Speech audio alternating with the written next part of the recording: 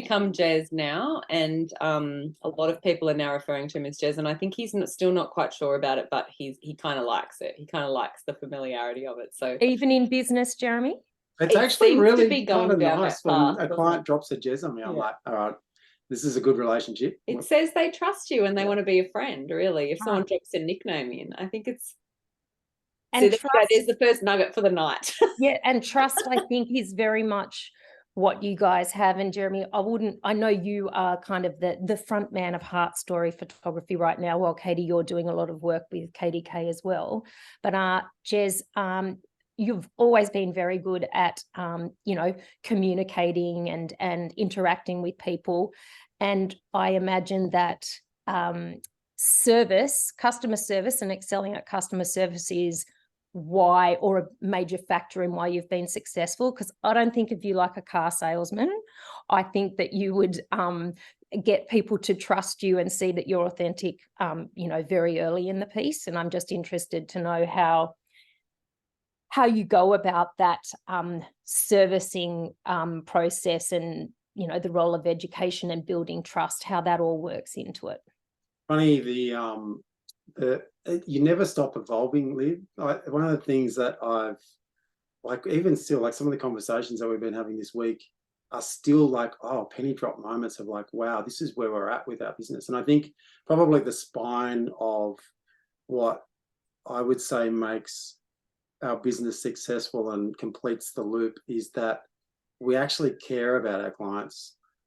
And that's probably the baseline of the way that we approach everything that we do. So from the moment a client makes contact with us, we are open and transparent right through the process to the moment that they walk out the door with their artwork. And we want to make sure that that circle is fully enclosed, in that there's no gaps or there's no way for someone to not feel like they're being looked after by us, and that process from start to finish is smooth and feels great, and it feels like they've been looked after. And when they leave our studio, irrespective of whether they spend a small amount or a large amount of money, they feel exactly the same, whether they're on the top end or the bottom end of that scale, and they've been serviced. And every aspect of the way that we treat our clients is they're like friends. Like, these people are leaving money with us to do something. And for us,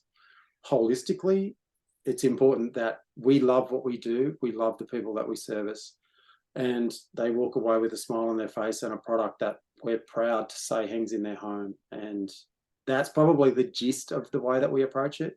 There's so many. Does that mean, Jez, they come back to you again?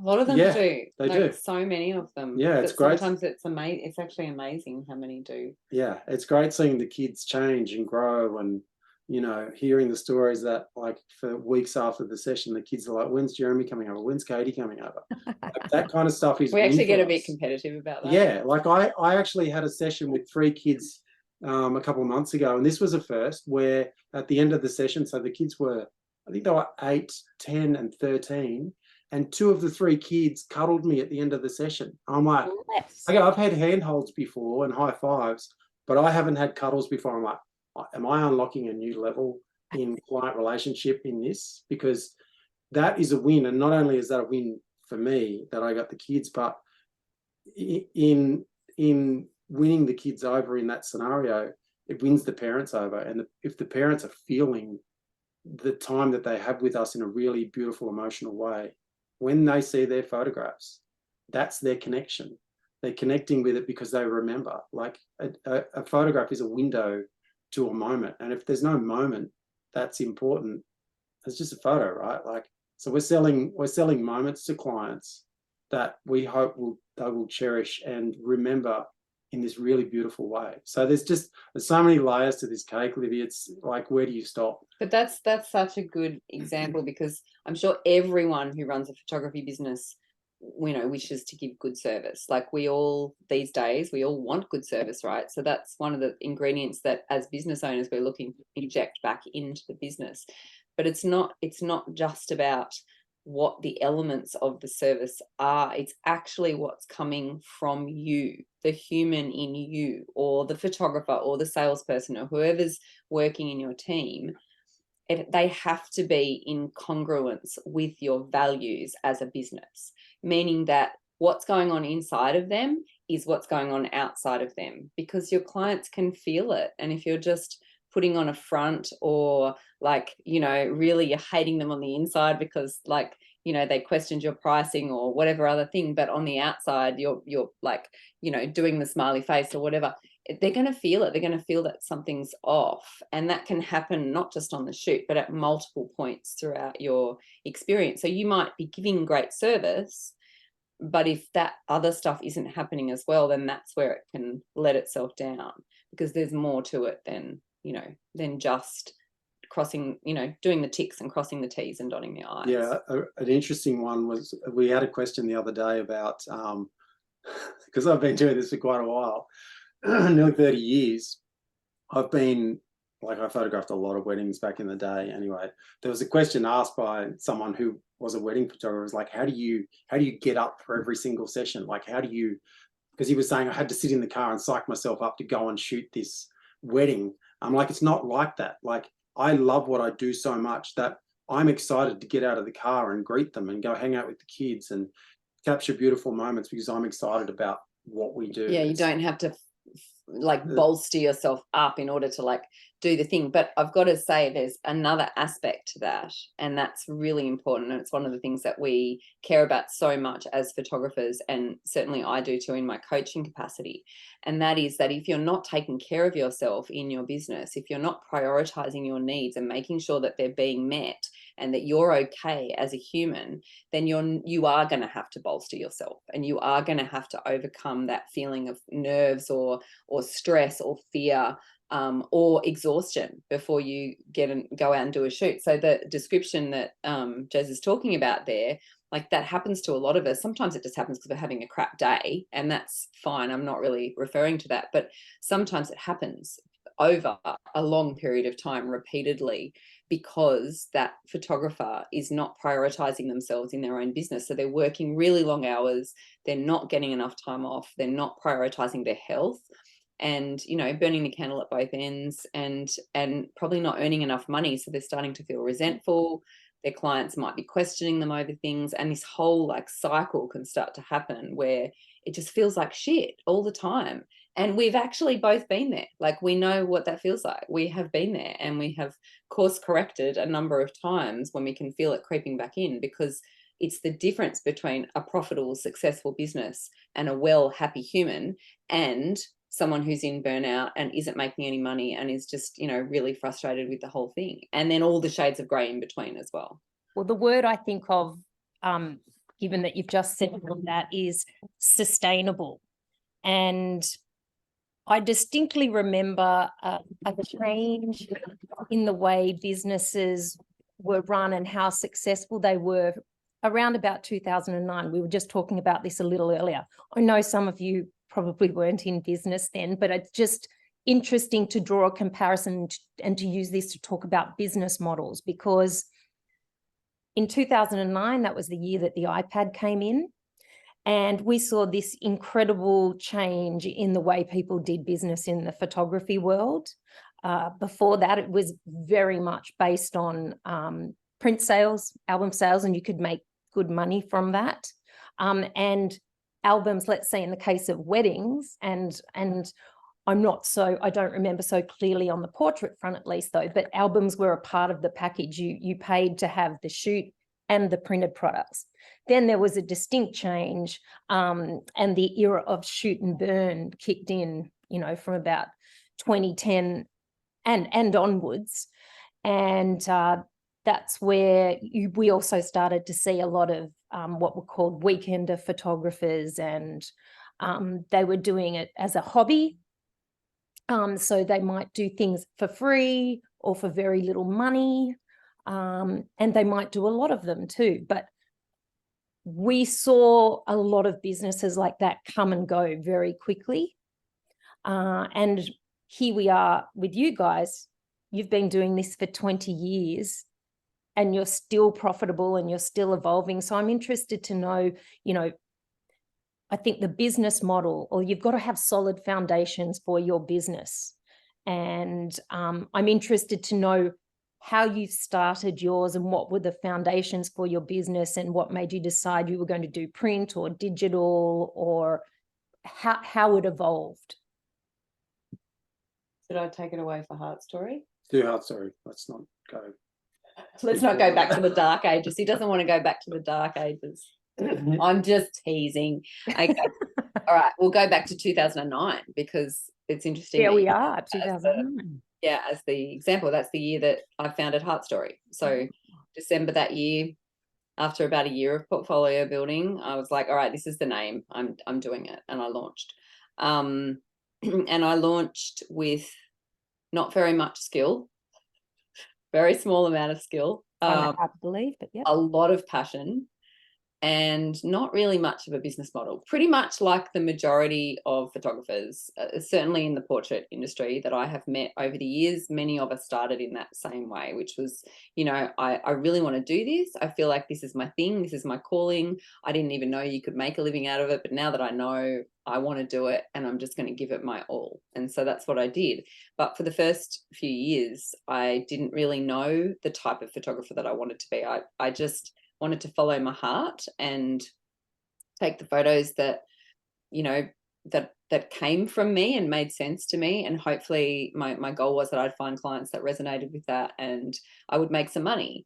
And over those first couple of years, I got a bit of a shock, you know, like there was a lot to learn and a lot of questions, a lot of like decisions to be made, because I didn't really think about the product side of things. Much as I always loved print, I wasn't sure how to sell that. And when you go into the photography world, there are a lot of people that tell you, you should do this like this. This is how you do this. This is the formula for doing this. And it's really overwhelming because I guess I'm naturally quite rebellious and I actually don't like being told what to do. So I would sort of go, okay, well, that's what that person's saying that I should do, but why? Why do I have to do it like that? Why can't I do it like this? And this other person's giving a step-by-step thing, and okay, maybe that's worked for the last 20 years, but what if the next 20 years are different? Like, why don't I just try it and see? So there was a lot of experimenting and kind of slightly going against the grain and just testing the waters, but also so that I felt like I was being my authentic self and running a business that worked the way I wanted it to run. Because even if we don't know anything about business, we still have instincts and we still have values and we still have feelings and we still have like a personality, and all of those things can be put into our business. It's just that the deeper you go, the more complicated it gets and the more decisions you have to make. And then when you get into that situation where all of a sudden you are the sole income provider, then it gets really interesting, because you no longer can hide behind, you know, I'm just doing this for fun and it doesn't really matter if they don't book, or it doesn't really matter if they don't buy the full collection, or, you know. And that happened to me around about the third year in business, where I had to support myself and my son.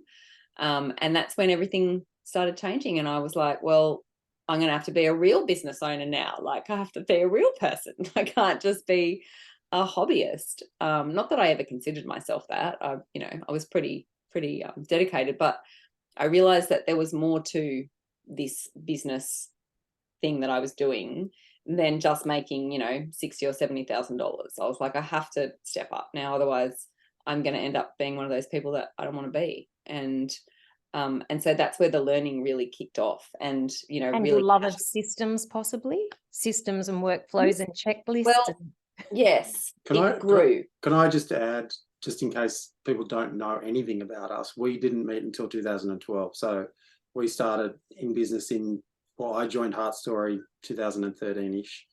And that's when it ramped up another level from Katie's perspective, because not only was she already supporting her son, but then I'm closing my business in Sydney, or not trying to. That was awkward and weird, and what a weird time of life. Commuting back and forth, and we decided, right, that's enough. Let's just focus on Heartstory. And that's when it was like, okay, this really is another level of serious, and how are we going to make this work?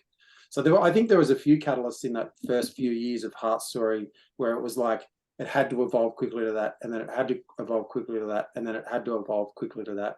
To the point even where we were about to merge businesses, where Katie's accountant's like, if you do this, I'm going to sack you. Like, see you later. She just didn't want to keep up with the change and growth that we needed to. She couldn't take us to the next level. She didn't want to. She didn't, yeah, or she didn't know how. So we were like, see you then. So I moved down, we joined forces, and that's when we really had to have a heart-to-heart about the direction of what we wanted to do and how we wanted to do it. And that's still one of the conversations that I talk about with clients still, in terms of how much I love doing what I'm doing, because when we met, Kay's like, what sort of work do you want to do? And I'm like, well, I don't want to shoot weddings anymore. She's like, right, that's great. Let's shoot portraits. And that's what we did. We just chased the portrait market, shooting families, and we stumbled our way through. I had some strategies from when I was running my business in Sydney that I knew could work, and so we implemented them. Some of them, Katie holistically was not totally on board, because before we joined forces, 100% of her work was coming organically, so word of mouth. Right. But when I joined, we're like, we can't rely on that. We need other ways. Yeah, it wasn't enough. It wasn't enough to support a family of 3 at the time, and eventually 4.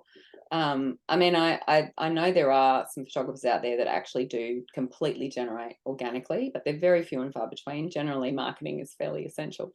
And I had no experience in that.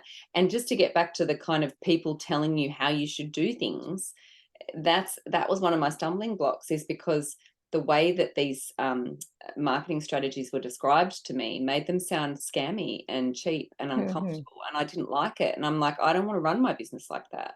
I want to have integrity. I want people to understand exactly what they're getting into. I don't want surprises. I don't want to feel like that, because I had an experience as a young woman, like in my mid-20s, of going to a boudoir photography studio and being like really intensely sold to, and it was horrible, and I hated it, and it was so stressful, and I spent way more money than I could afford at that point in my life. But I also did hold my own. I didn't sort of go down the path that they wanted me to, but you know, I would think back on that and be like, I don't want to be that photography studio. That's awful. Like, so if I'm doing these strategies that these people are telling me to do, how can I not be that?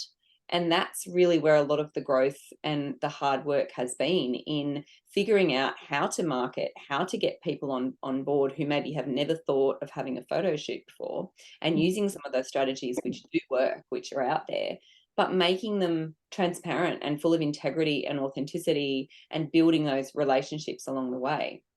And I think that's the thing that's hard, because it actually it's not something where you can just like buy a step-by-step template as to how to do that, because it relies on you using your own skills and your own values and who you are as a person to make those pieces come together and work. It's not just like, first you do this and then you do that. It's just not going to work like that. That's how people end up getting out of integrity and out of congruence with their business. So. And I think that there'd be a lot of our customers who would be quite comforted to hear about like your evolution process, and the fact that you weren't quite sure about, you know, Jeremy, you didn't want to do weddings anymore. You had to change the way you worked when you said that you were supporting one child and then possibly another. This is when we see people starting to think about.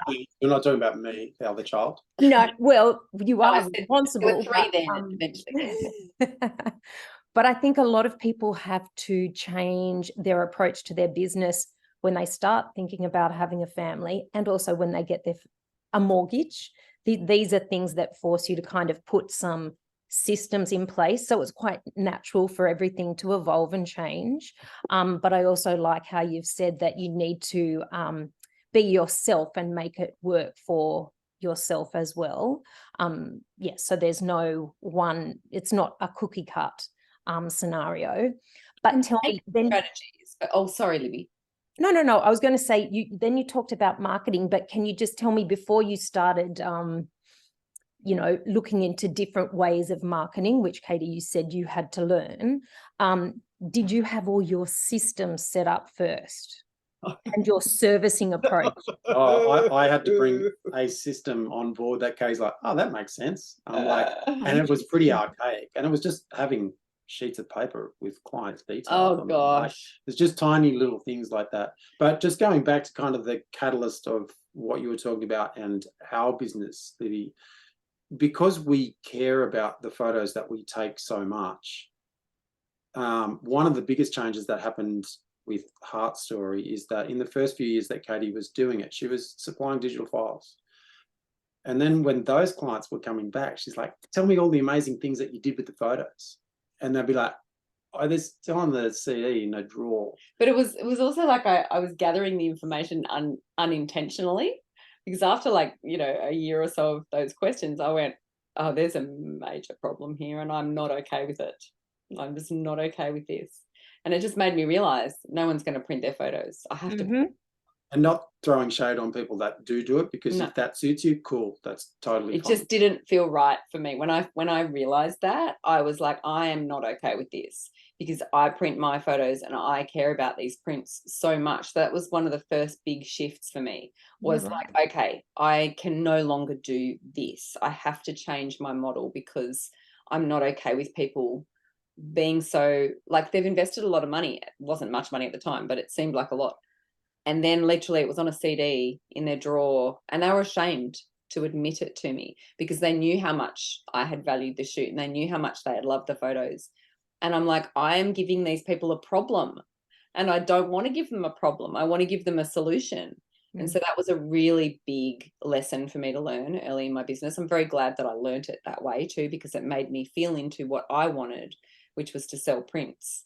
And so that's what shifted that. That was the first sort of shift. And it still took a little while to get from, you know, what I was doing then to what we're doing now. It was probably another year or two of a journey of the best way to sell and what to sell and all of that sort of stuff. But, you know, it started the journey. And we saw the other side of that, Katie, because as I mentioned, we'd already been in business for a while when albums were very much a part of the photographer's package. So when the kind of everyone became digitally obsessed, 2009 onwards, we thought then, okay, so the wedding and portrait photographers are just offering digital, a lot of them are offering digital files only now. So we will see the books that their clients make coming in through our Memento, what we call the consumer service. But guess what? They didn't come. And I'm convinced that there's going to be a few generations who just have no photographic record of their family. And I still find it fascinating that, Jeff, how old is the photograph of your great-great-great-grandfather, or great-great-grandfather? was it 120 or something? Anyway, Jeff has a photograph that's, older than 100 years. Yet, we can't get some files off like a CD-ROM that we might have had only like 15 years ago. Yeah. And you and we are digitally savvy. Our clients are not. So, yeah, I'm interested to hear that you find it. I guess that's one aspect to it. The other aspect is, if you care about the photos that you take, wouldn't you want to curate with the client a really nice way for them to show them or design them into a book or into a layout, as opposed to, because one of the things that I always kind of like gives me like chills is thinking that if a client, I mean, we do sell digital file only packages. You can get that with us. And sometimes I wonder what's happened with those photos. What have they done with them? Because if a client takes those photographs that I've poured my heart and soul into, or Katie has, and takes them to Kmart and does a montage of photos and prints them on the cheapest canvas they can, their friends aren't going to walk into their house and go, wow, your photographs are shit. Where did you get them printed? They're going to go, who took your photographs? That's the only question that they're going to ask. And if the product doesn't represent the quality of the work, that's a bit of an oxymoron and something that doesn't really sit that comfortably in my mind, because I'm proud of what I do. I love what I do. I want the client to have something in their home that in 20 years' time, their 3-year-old is looking at it going, holy shit, mum and dad, like that was such an amazing photograph that captures a time that I can't remember, but I can feel it. I can feel it through you. I can feel it through the moment. It's been really well produced. And on that, I want to add too that our clients, and by our, I mean any portrait photographer out there, our clients can discern the difference between, you know, different levels of photography and different levels of product. They are so savvy these days. Like, they can see the difference between the Schmicko website and the DIY website. They can see the difference between the stunning, you know, proper timber frame and the cheap frame from IKEA. Like, they just don't know how to describe it necessarily or why it's different, but they can see it with their eyes.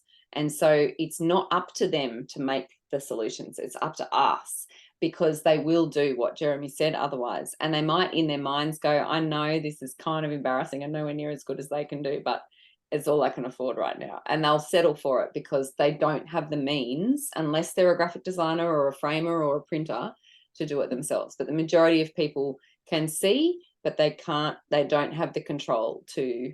Oh, I can vouch for that. I see that every single day, where we see beautiful photographs by professional photographers that, how do I say, that they're not necessarily done justice in a photo book that's designed by the client. Now, if that doesn't bother you, there's no need for you to worry about it. But if you value, sorry?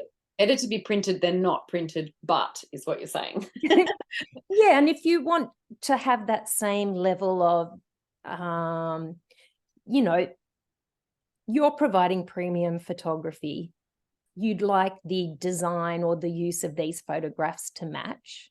And we did an experiment once where we gave the bride and groom from the wedding the photos. We coordinated with some wedding photographers, and we got the studio to do a design of the album, and then we got the client to do the design.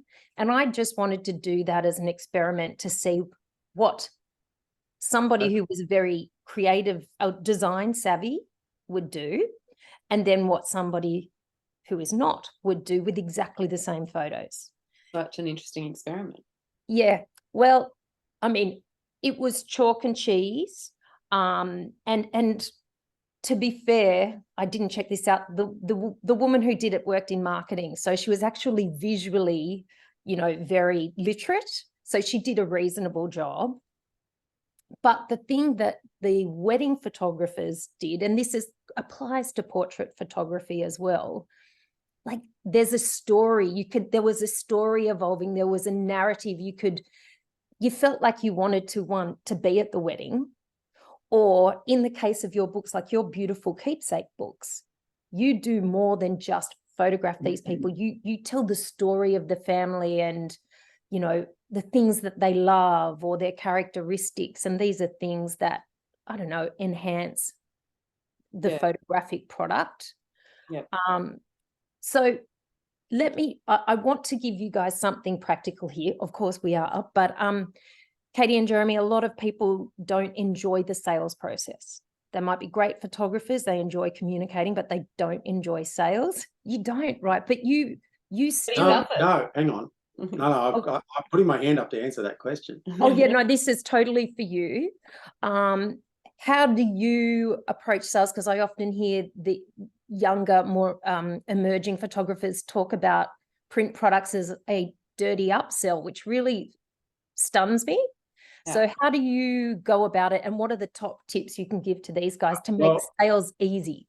Up until 5.5 years ago, I didn't sell the photos. Katie did all the sales. And prior to me, he had a salesperson in his studio who did his selling for him. Correct. When I first met him, I said to him, why don't you do your own sales? I don't understand. Like, you're giving money away. You're basically like cutting your profits and giving money to somebody else. You should be selling your own photos. And he was like, oh, I don't want to. Oh, I'm sure she could do so much a better job than me. And I was like, okay, bye. So I had no choice when Katie fell pregnant with Augie, because someone had to do it and we weren't going to outsource it. So I had to step into the role. And I think maybe, Liv, it took about a good 4 or 5 or 6 months for me to really start stepping into the role. But I can honestly say that I don't call it a sales room. It's not a sales room. Technically, it's our sales room, and technically, it's called a purchasing appointment, just so that clients can they know what's coming. But I don't feel the ick or the awkwardness or a car salesman vibe in that room at all, because first of all the sales work is done before they even walk in the room. So before they book a session with us, they can find out our prices. When they book a session with us, they can find out their prices. When they've had the session with us, they get all of the information dumped on them in a nice way. They have everything at their fingertips to make an educated decision before they come in and make a decision about what they're going to do with their photographs. So we hold their hand from the very start to the moment they walk into the purchasing appointment room to kind of decide where they're comfortable in making their decisions. Mostly the conversation will be around a financial spend point. And sometimes it's not. They're like, I just want to see the photos and we'll see where we go. And I'm like, cool, whatever. So I just see myself as a facilitator in that space. An educator by the sound of it. You're literally just advising them on how much they might spend and what it is. So it's no surprise. I'm invested in the client's outcome. And if they've only got a budget for 4 8x10s, that's what it is. I'm not going to upsell them on it. I mean, I present options that I think are better value, but I'm not going to, screw them down and, turn them upside down and shake them for everything they've got. That's not a sustainable business model that we want to be involved in. We want that client, if they only spend $800, to come back in a few years' time after having that experience and going, that was an amazing experience and we felt serviced. And next time we might invest in something else. And over 10, 20 years of servicing that client, they might spend $15,000, $20,000 in the long run. So the first time they come to us, they might have been a test, who knows? But in the sales room, the most important thing is that they don't feel like I'm selling. I don't want to feel like I'm selling. I just want to be there and hold their hands and help them make the right decisions that I think will work for them personally, whether it's financial or, a decision for a wall. I had a session a few weeks ago. This is right at the extreme end where they spent a lot of money, but I had a session. I took a risk and went out to their property. It was a couple of hours away, or an hour and a half, something. And I didn't even know if her kids were going to be there. So that both her kids are grown up. They've got partners. One had a child. They were both pregnant. And she's like, I can't wrangle these kids. I don't know if they're going to be there. So it might be just me and Dave and our horses. I'm like, cool, let's just go for it. Anyway, the kids came along. And I went away going, I don't know what these guys are going to come in and do. Anyway, they came in. They sat down. I showed them the photos in a slideshow. The guy, who's this burly guy with a big beard, he was crying. I was like, holy shit, this is amazing. Like, I didn't see this. And she's slapping him on the shoulder going, see, I told you. And he's like, you actually did tell me. I said, what's the deal? And he said, I've never had a good photo taken of me. And that's the first time. And I could tell more than anything, it was through what he felt seeing the photographs versus what he saw seeing the photographs. And so they were emotionally invested in the process. So all I need to do is just guide them in terms of my time of being in that room and helping people make decisions about what the best decisions were for them by listening to what they want as well. Yeah, it's totally up to them. Like, people work to budgets, people don't work to budgets. Everyone's different. Everyone has different outcomes. And I don't care. I just want them to make the right decision for them. And if people are trying to decide on photos for the wall, we've kind of got this pseudo philosophy when we're shooting that we shoot one for them and one for us. So the first half of the session might be okay, let's just cross the T's and dot the I's and have them looking at the camera, still in our kind of way. And then the second half of the session is, right, now that I've spent time with them, what do I think they need? And then we experiment. And maybe out of that experimenting stuff, we could get an award image, for example. So there's a bit of play that happens. And I love the challenge when people are making the decisions about which direction are they going to go. Ultimately, I generally find that they go the kind of more riskier decision of, ooh, you can't really see our faces, but I feel that photo. And that's amazing. And that's because of how you lead them in that too. Like, it's not coming from them all the time. It's often coming from you. like pausing and slowing down and pointing things out to them and answering their questions. That's a big part of it. What did that client spend in the end? Can you remember? Oh shit, I can't remember. It might have been 7.5 or something, which was great. Like, I think they probably came in thinking they were going to get a box set of 8x10s and spend $1,500. And did you have to upsell? This is the bearded guy you're still No talking upsell. There was no upsell. upsell. I didn't have to upsell. I said, where do you want to draw the line financially? They're like, we don't care, because photographs are doing the work. Not that every client spends $7,500. No. That was a little bit of an unusual one. That was very unusual. Yeah. But that's an example of, if I had have limited my beliefs on what a client can do, maybe it would have changed the sale. But ultimately, I wanted them to make the right decision for their home. I had an advantage in that I went to their home and I knew what it looked like, and I knew what the spaces they had to work with were. And so, you know, if they put a 10x14 up on a 5-meter wall, that'd look a bit shit. So, you know, I could help them design around the photographs the best direction that, if I walked into their home again and saw the photos on the wall, or if a friend walked into their home and saw the photos on the wall, what would be my reaction? What would be their reaction? How would that feed back to the couple when their friends are gooing and garring over something on their wall? I want that client to go, holy shit, who did this? I have to have this. I want that experience. And then if they add on top of it, like, he was amazing.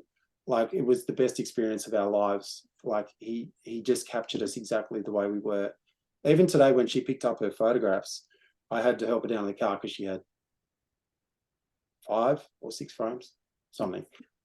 She said, I'll see you in about 6 months. I'm like, what do you mean? She said, well, as you know, 6 months. My daughter and daughter-in-law are both pregnant, and they're due to have babies early in the year. So we'll be back to have a session with Katie. I'm like, sorry about the table. We'll be back to have a session with Katie in 6 months. I'm like, okay, that's amazing. Like, she's just got a lot of money, and she's like already talking about the next session. Can I add another layer to this topic too? Because I don't want this to come across as the only way to sell is in a sales room in the way that Jeremy describes. Because I think what we're getting at here holistically, like, this is how we do it right now, right? And he's just described perfectly how it works when it works really well with a great client. But from a bigger picture perspective, what we're getting at here is that in the world, we have this opinion about sales, and it's kind of a negative opinion, because we think of like car yards, and we think of real estate agents, and, you know, we think about the places where we're sold to, where we feel pressured and uncomfortable.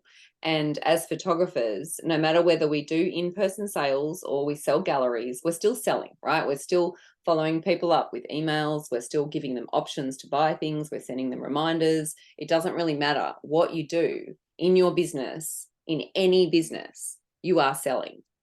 But what is wrong is that the world has this impression of selling as being icky and uncomfortable, and nobody wants to do that. We don't want to do that. We didn't choose to become salespeople. We chose to become artists or photographers. What is important as a business owner is to shift your mindset around what sales actually is, that it's not this icky thing. It's not pressure. It's not making people do things that they don't want to do. It's providing amazing service. That's what sales is. It's just service. And the more you can service someone, and the more you can add value and take care of them and guide them to get the best they possibly can out of what you offer as a business, the easier it'll be. And then there is no icky sales.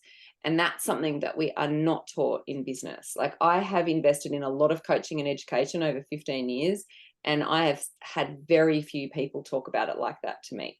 So it's been something that we have figured out over time, because we both feel the ick too, you know, but you cannot run a business without doing sales. And if you don't do sales in your business, no matter how you make it look, you will not make money, and you will not be profitable, and then you will not have a business.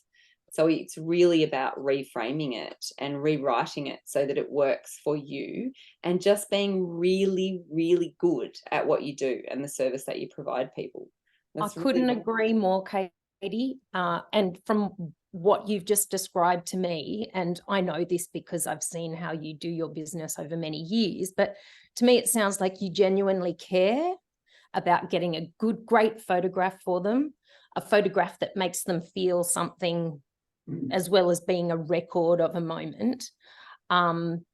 And you're listening to them and what they want and what they're interested in, and you're keeping them from the word go. You've told them, you know, what the different costs will be for the different print products, so there's no surprise. But it also sounds like your clients that you've talked about at least share the same values as you. I know a lot of photographers, especially earlier in their career, get tripped up by people who negotiate the price of things with them. And if they're not feeling confident, then they wonder, is this the right price? Is it not? Maybe the more someone tries to pull your pants down, just be careful. You be careful. If a client starts trying to bend a part of your structure, they will keep bending parts of that structure. And I had a really good example of that on Sunday with a client that had to have a Sunday because their lives were too busy and they couldn't do a weekday. Just so everyone knows, we have purchasing appointments on Thursday and Fridays. They're the days that we do. We don't do weekends because we're shooting. Occasionally we'll do a weekend if someone's really stuck. Occasionally. Like we'll decide on a case by case. Like this client. So I was like, okay, cool. I can see how this isn't going to work for you. So sure, I'll give you a Sunday. And she was so rude, and she tried to bend me, I would say about 8 times in that sales appointment, about how unfair it was that we do it the way that we do it. She's a struggling mum with 2 children, and you know, how are they supposed to afford it? A, you had all this homework up front, so why you're doing this now? And B, I've given you a weekend, so I'm actually taking time away from my family to service you. And she just kept pushing. So it's going to happen irrespective. Sometimes. There are people that will slip through the gaps because they're too lazy to read the information you sent them. They're not paying attention when you have the phone consultation with them, when they're booking in. There's people that will slip through the gaps. You just need to, like, we know our baseline figures when a client walks through the door. But this is something you learnt after doing it for a while. Like, I imagine people who haven't been in business as long, or maybe they might feel like they have imposter syndrome and they don't believe in themselves. How do you know when? I have a lot of people who feel uncomfortable about negotiating, and how do they respond to these people? And the other thing is, I see a lot of others who don't price their products at a value that I think they're actually worth. And then some people experiment and go, oh, I'm going to raise the price. And they find that there's no problem in their business, and actually business gets better because they're getting more of the clients that they want. Do you have anything specific to say on that note? Yeah, for sure. Like, I think, so there's 2 things. One is, again, a big picture, like philosophy, which I think is really important, and that's around values. We can't expect as photographers that every single client we encounter is going to share our values. It's just not realistic, because every single person in the world doesn't share our values. You know, as photographers, we tend to value things like connection and celebration and, you know, empowerment. In fact, let's do a little experiment right now. And I would love for everyone who's able, you know, to type into the chat box, tell me what some of your values are. They don't have to be like business values. They can just be your values in general, because I've learned over the years that, generally speaking, the business owner's personal values end up being the business's values in some way, shape or form. So yeah, type your values, any of them, into the chat. And I guarantee there's going to be a lot in common, because as creatives, as artists, as people who want to connect other people together, we have these particular ways of looking at the world, which is different from some other people's. So what do we got so far? Oh yeah, we got some good ones. Family, friendships, connection, good quality, long-lasting products, empathy, authenticity, meaning. Yes, getting the goosebumps. Because like, this stuff's what life's made of, right? Family, honesty, trust, relationships, quality. Yep, 100%. They are all our values too. And you'll find, if you ask other photographers, that they will all have the same types of values. And that's because we're photographers. We're people oriented most of the time. We're also meaning oriented, and we care about more than just, you know, objects and possessions. We're not generally as materialistic as some other people are who might do different things for a living. So what happens in the world is, you know, we're like opening up this big net, and we're trying to get clients to come to us.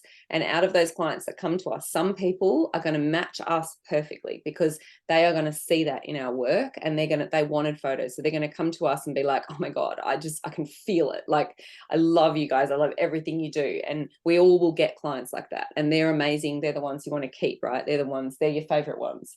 And you do make friends with them. But then you'll have other ones who might value how they look.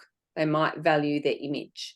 They might value the cars they drive and the schools that their kids go to more than they value the authentic, truthful moment.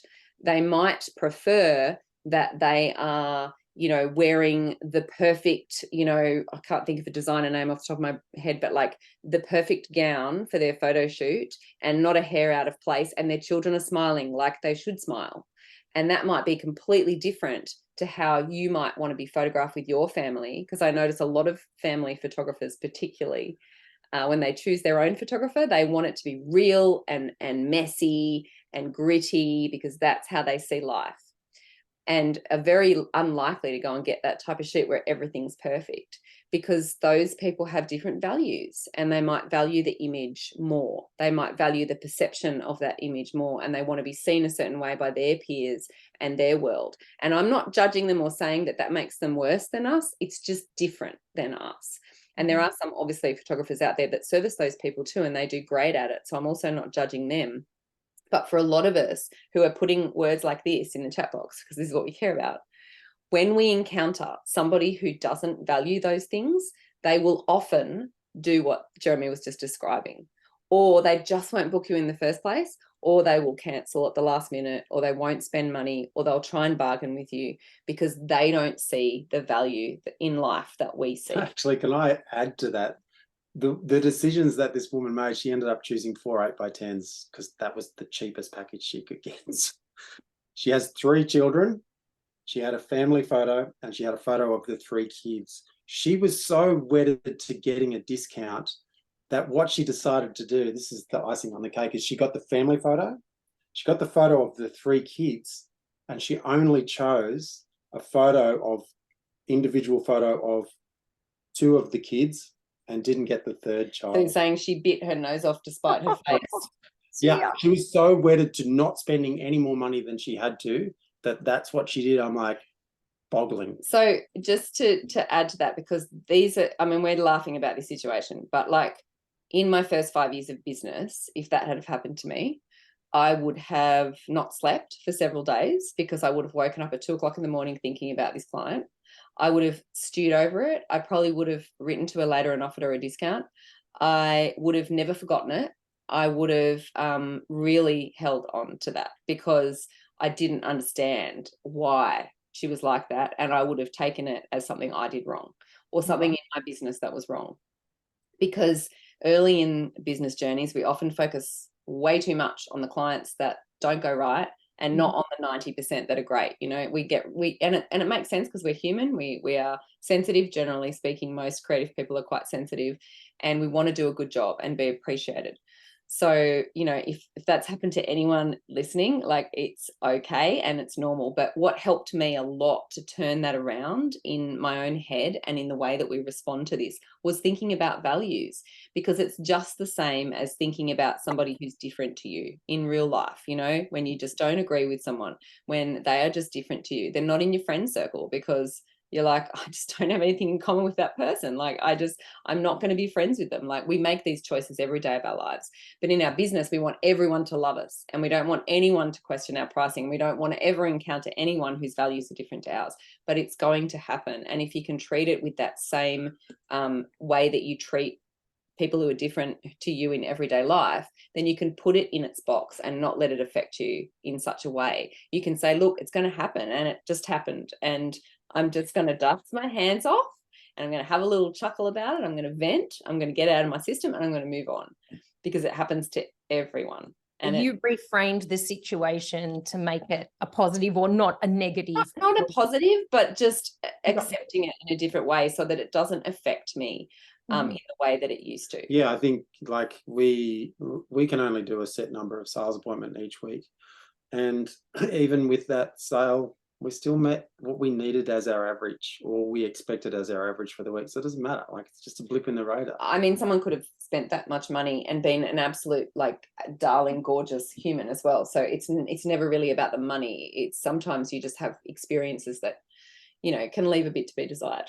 And it's just normal. It's a normal part of doing business, and it's a normal part of marketing, and values and alignment are important things. That's really what it comes down to. So, and speaking about reframing things as well, and you mentioning a moment ago, Katie, how you can feel differently about something. I often think that there's a lot of focus, especially in the world of portrait photography, on what the client, being the parents, want.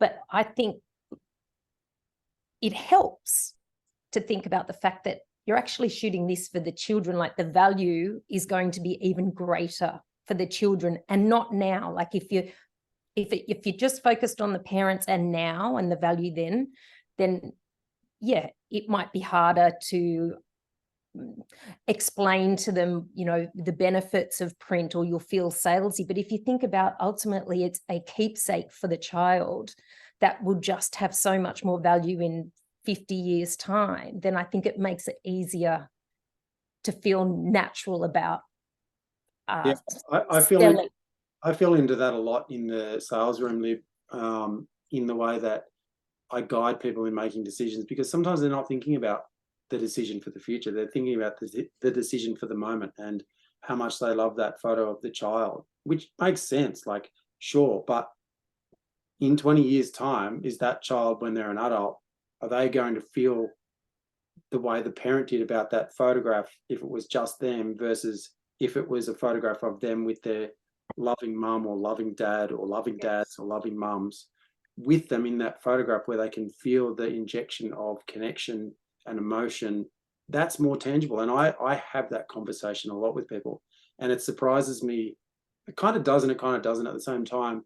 The amount of times that people go, oh yeah, that's actually a really good point. And then they change. Everything changes in the room. Their emotional decision-making process really kicks in, and then they start making what I think, or what we think, is smarter decisions for their future. Because they're not investing in a moment. They're not investing for this moment. They're investing for their, you know, the next 2-3 generations. Hopefully in 50 years or 100 years' time, people will look at the photographs and go, that was really cool. Like, that was a moment. I feel that. I was that age, and that's what my parents looked like then. I wonder then, Jeremy, what would have happened if the lady with the 3 children had considered that when she didn't get the 3rd child's portrait?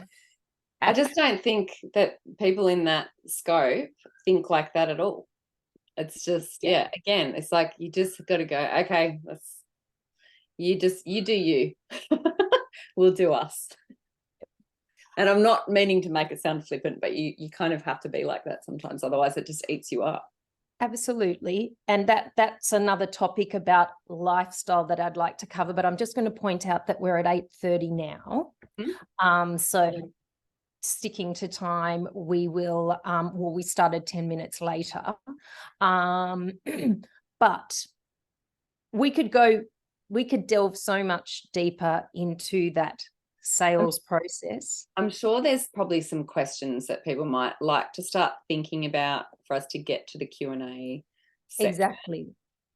So if things have come up so far where you're kind of like, okay, that's all well and good, Katie, but, or like, I love the way you described that, Jeremy, but can you just give us a bit more detail on this? Start thinking about those questions now and pop them into the chat, and then we can kind of see where everyone's at, because we don't know all of you. We know some of you. We don't know all of you, or, you know, where you're at with your businesses, and we are quite happy to stick around and answer specific questions or try and work through specific challenges that you might be having at the end if you'd like. Yeah. Does that sound okay with you, Libby, if we do it that way? Absolutely, because in describing what we were going to discuss tonight, I talked about things. We've covered some of the topics like servicing your customers, then what systems, fail-safe systems that you have set up. And Katie, it still fascinates me to know that you didn't have systems set up from the word go. No, right. It's weird, Libby. Wow. Well, I tell you what, I've become, just a quick one on that, I have become a systems queen over the years, and I know that's my reputation. I'm actually very creative as well as being analytical, for anyone who doesn't know me. I'm a good balance, but I've become a systems queen over the years because they save you. They save you from burnout and chaos and overwhelm. And I have suffered from chronic stress, anxiety, depression, lots of hard stuff over the course of my life. And if I can reduce the impact of some of the things that happen in the workplace on those parts of me, then I'm going to be a better, weller human. So systems save you time, and they save you a lot of stress and overwhelm. And I just didn't know that to start with. So it just took me a bit of, I had to try things, and then I had to adjust from one system to another. And now I would say I'm so adaptable. Like, people tell me about a new system and I'm like, show me and let me at it, because that sounds great. Because if it can save some time and improve something in the business, then it's awesome. And I'd love you to tell us ultimately what you think are the most essential systems that you have set up so that you can help these guys kind of forego having to do the research and experimentation and maybe waste time or money, but also leads into your enviable lifestyle, that work-life balance that, often here doesn't really occur for a lot of photographers. Do you mean how we only work 30 hours a week, we have 12 Correct. weeks holiday a year? Is that what you're referring to? Yes. Yeah, well, I tell you, it's a good segue into talking about Elevate, I think, because and I'm happy to share. I'm not trying to like fob off the question in any way. We are always happy to share everything, but we have designed this 3.5-day photography and business intensive to basically go into all of these details of all of the things that we do and how to help other photographers do similar in their business. Not necessarily exactly the same, because when we don't like no cookie cutter approach to things, it has to be customized to the individual. But we've designed the program to help people actually look at that sort of stuff first, work-life balance, and looking at the systems that are going to work for your business as well, so that you can set your business up for success. Because if you don't consider you first, then, what are you building it for, and how is it going to operate and look? So let me just introduce this workshop to everybody. And we cram it all into now. What was that? Oh, the whole workshop. Yeah, look. Yeah, we can't cram everything in. So yes, here's your other opportunity. Well, it's going to be 3.5 solid days of learning. So there's a lot you can do in 3.5 days.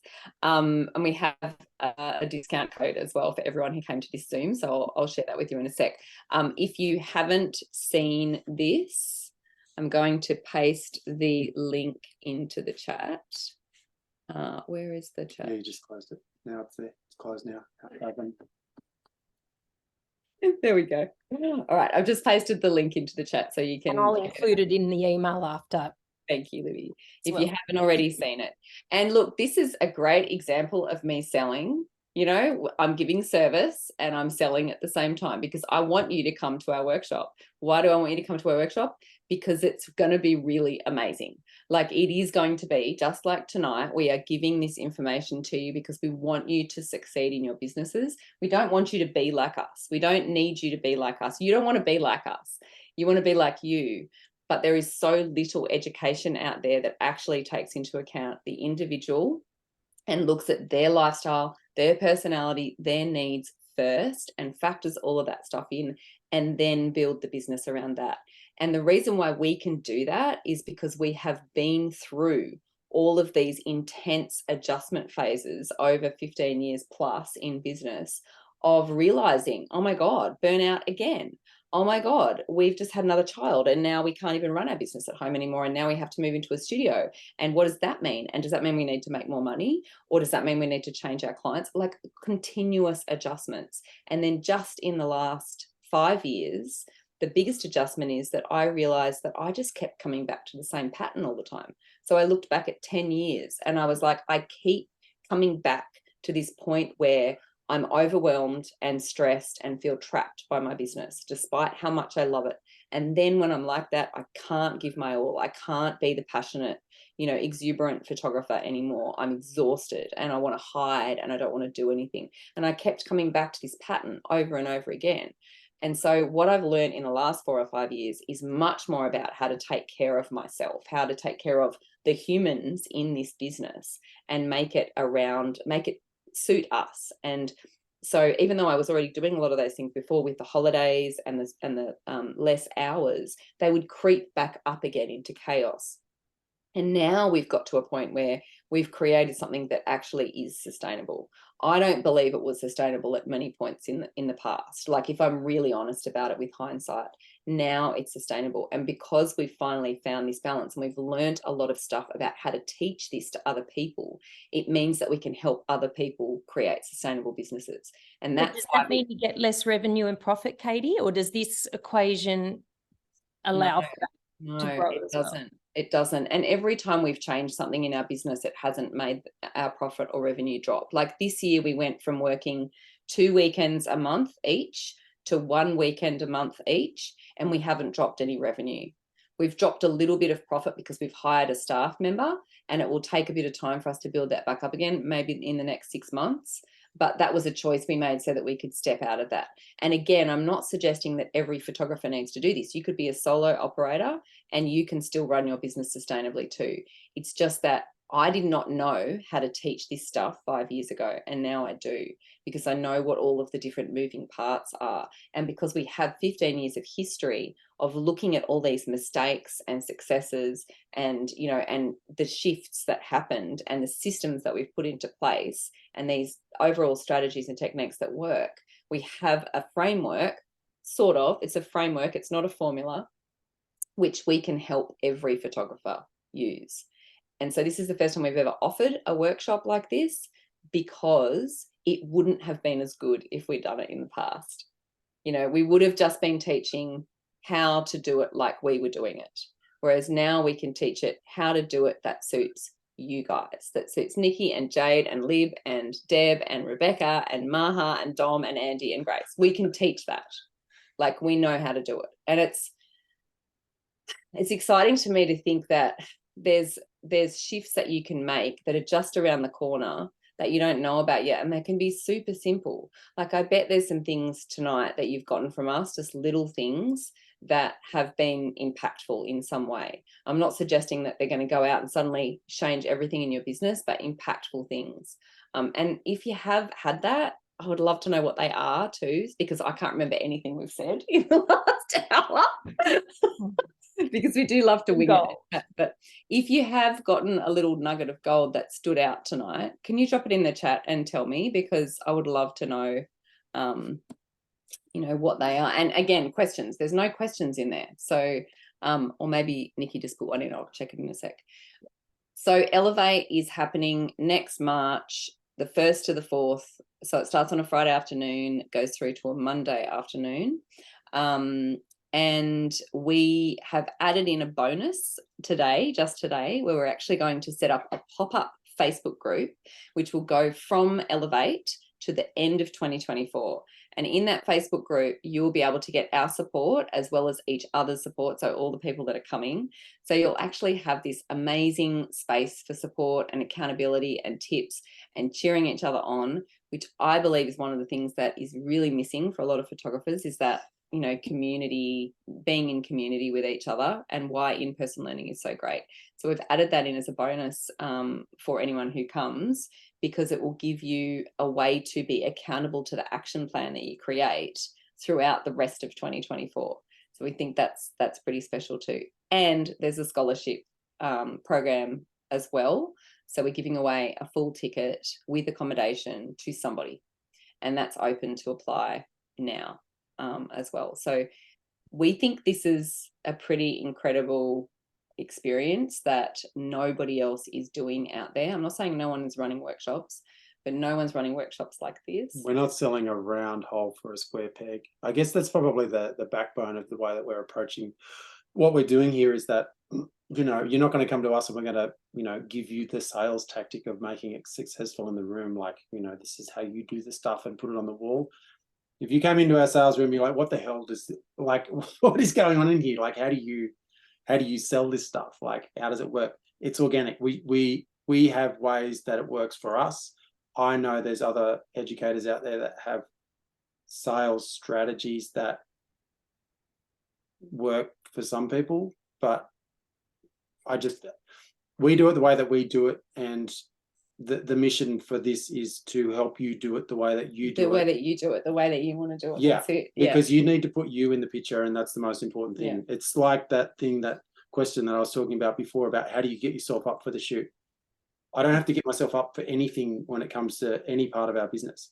I love every aspect of what I do, and I love walking into that sales room and helping people make decisions. And that's how it should feel from the start to the finish. Not only should it feel that way for the client, but it should feel that way for you. Your business should reward you. We don't go into business so that, you know, we work 70 hours a week and never have holidays. We do it so that we can service the thing that we need, so we don't have to listen to some dickhead telling us some shit rules that they have in their business that suits them, and they're making a shit ton of money for themselves. Like, we love what we do. Like, we genuinely do. Like, there's been a lot of work and a lot of tears and a lot of back end stuff and a lot of tightening screws, but we've gotten there, and we want to show you how we did it and listen to what it is that you want and how you do it. And maybe we can help you from experience. Not maybe, we can. Okay, well, we sure. 100% can. And for those who don't know too, I've been coaching for the last 4 years, and I've learned so much about people in that time, and also done a lot of study into how nervous systems work. And I've paid an absolute fortune in coaching myself. So I think those things go together with our experience to help us actually set up a framework for you. And one of the things that's going to happen at Elevate is you'll have a workbook. And we're going to work through specific aspects of, you know, how to shift things in your business that you might be needing, which are going to be different for everybody, and come up with a plan at the end that you can take away with you, with some of the problems already solved, and then an actionable plan that you can start putting into, you know, into place in your business. So I think, you know, that's probably enough of a spiel for Elevate. But I'd like to ask a question when you're done, though. Well, one more thing I was going to say is that everybody who's come to this Zoom gets a discount code. It's called a coupon on Stripe, so American, for $250 off the ticket price. So would you like me to put it in the chat, and you can also put it in the email, Libby? Yep. So and change the two. So it's just down here. Because I'm sure that there's people here who are wondering, okay, can I afford to do this? Will it be worth the spend? And my logic here is that, yes, sometimes you've got to spend a little bit to save right now to save a lot in the future. And that's what I imagine you will be able to assist people with, because you're learning from your own failures and successes, and therefore helping people avoid them themselves. So what is the total cost for the ticket? So $2,800. Yep. You're $250 off. That's $2,550, right? Yep. Thanks. What is it? Oh no, I just said yes. I didn't do the calculation, so don't believe me. That's how much it is. $2,850? No, it's 2,800, but the 250 discount brings it down to 2,550. Don't worry. He's even worse than maths. It's worse than I am. We're all about graphics. It's okay. What I do want to say about the price is I had this like amazing epiphany the other day, and all you guys are going to end up on my email list, so you'll get the full email about this shortly. But or at least some of you will. I was thinking about pricing and how much I've spent on education over the years. And I thought about it like this. So when you sign up for a course, it's always good to kind of divide up the cost of the course over the period of time that you're taking the course, right? So with a $2,500 3-day course, you might go, or 3.5 day, you might say, oh, that's about $1,000 a day. I guess that's on par with other workshops. Maybe I can do that, maybe I can't. But if you look at how long the effects of that course are going to have a lasting ramification in your life, and then you divide it up by that, it might end up working out to be like, you know, $5 a week. And that's really how we need to look at it. I know it's hard at the time, because I had my very first nervous system course that I enrolled in was $4,700. And I was pretty freaked out by that. It was the most amount of money I'd ever spent on myself before. Not to say I haven't spent a shit ton on camera gear and website design and printers and furniture for the studio and all those things, but when you spend it on yourself, it's different. It feels different because you're a person, and you know, you might not feel like you're worth that.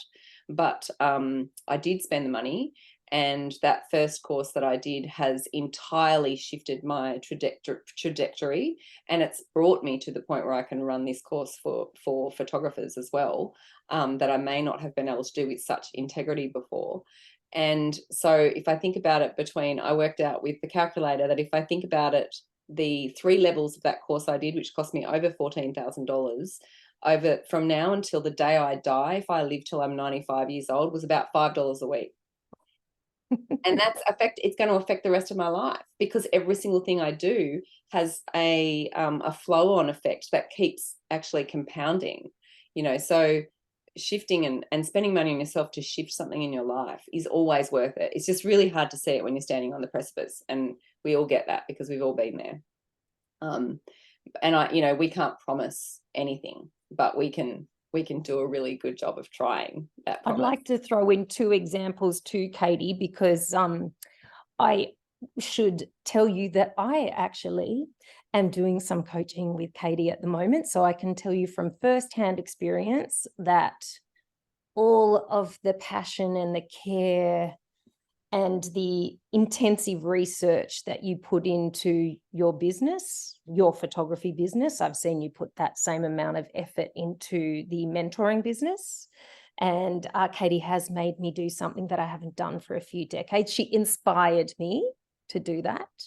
But I've also seen some very practical examples of, for instance, surprise, surprise, I'm going to talk about a photo book, but Katie and Jeremy started producing what I call portrait collection books quite a few years ago now.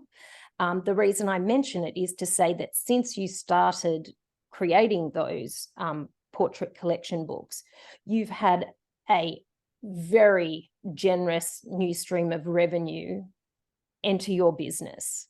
And you provide a course for that online, and you know, for a very reasonable price. But you know, the amount of money that you can make from introducing that portrait collection book process into your business is huge.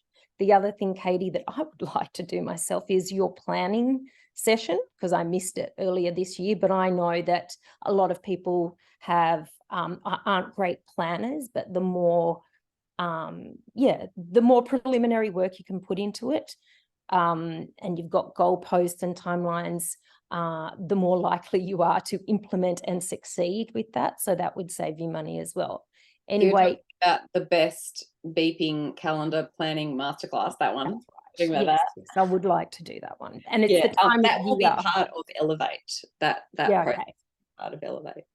All right. That's a good one. Yeah. Do we have any questions? Can I open up the mic or? Yeah, like feel free to take yourself off mute and you know, yes. We can free for all for however long people want to stick around for as well. Yes. Please go ahead. Nikki did have one question. And Nikki, sorry, Libby.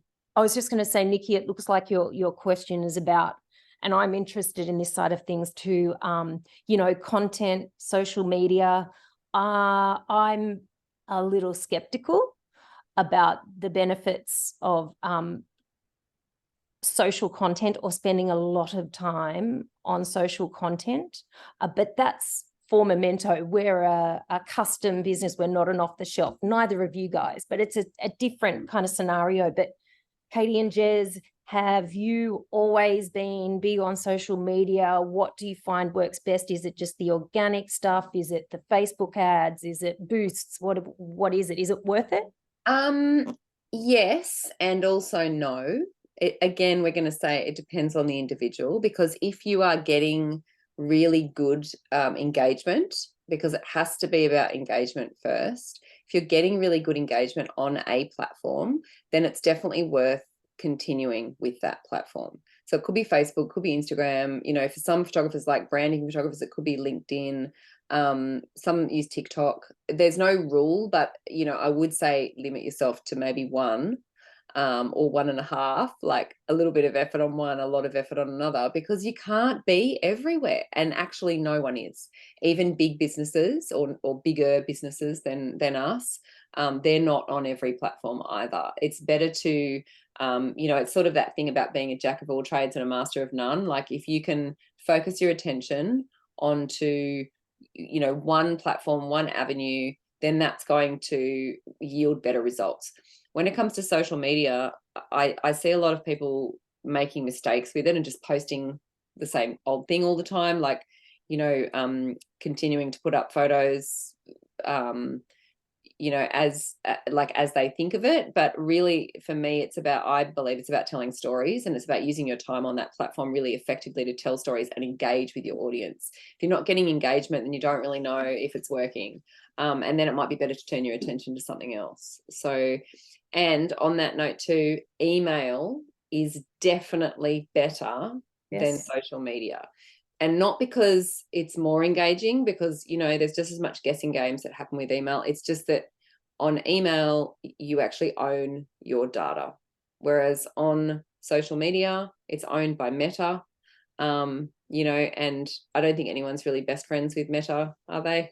So we are at the mercy of their decisions about how their algorithm works, their new features, how their new features work. I actually personally really love Instagram because I love the visuals of it, but I do put a lot more effort into my email list, because that's where you actually have space. You can write as much as you want. You can email as many times as you want. You can segment your audience. You know who's clicking what.